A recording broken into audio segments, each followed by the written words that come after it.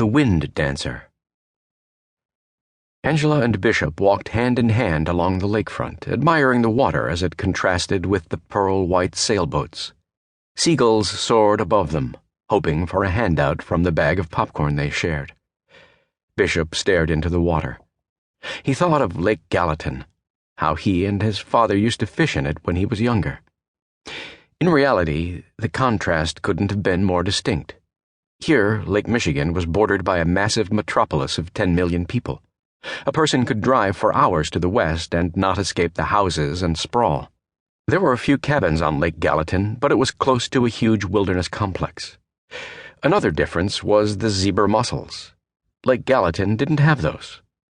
Bishop gazed at them, sunlight creating broken light patterns across their siphons. The zebra mussels had come to Lake Michigan via the ballast water of vessels that had traveled the ocean. It was only a matter of time before they'd carpeted great swaths of lakebed.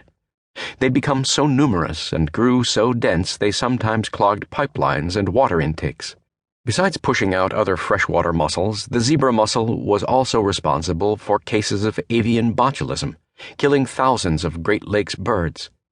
The seagulls above them didn't seem to mind, at least for the time being. "What are you thinking about?" Angela asked, reaching for a handful of popcorn. "The valley," he said. "One of these days I'd like to go," Angela said, flashing her eyes at him. Bishop couldn't resist. He was a sucker. "Now that you mention it, I have some dates lined up if you're interested." Angela turned to him, surprised.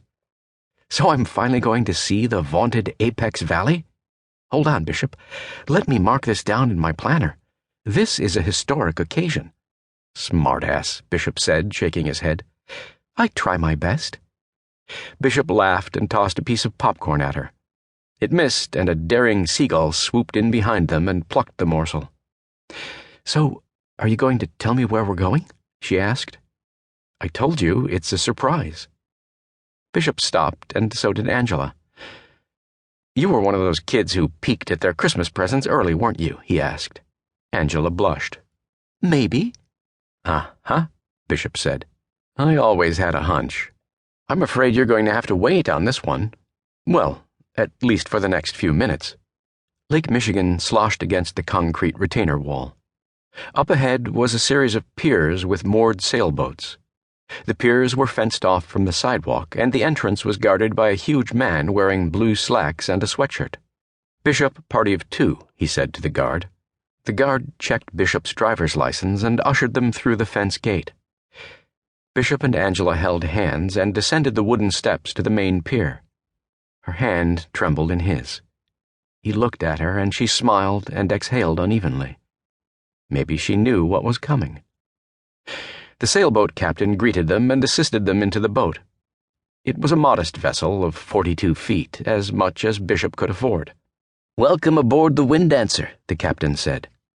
"Thank you," Angela said, taking a seat on a bench inside the cockpit.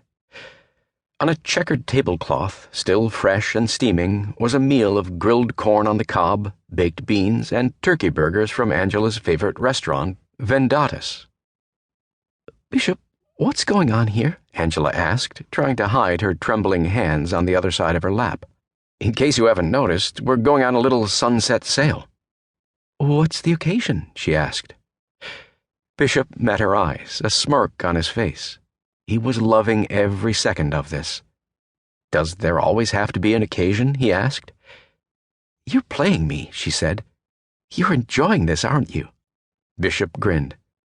"Sorry, I thought you'd enjoy a nice evening on the lake. It's something different, right?"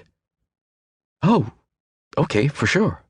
Yeah, this is great," she said, a tinge of disappointment in her voice. The captain unmoored the Wind Dancer and motored into the open lake. A gust of wind finessed between the skyscrapers and tousled their hair. A few seagulls followed them out to the deeper water.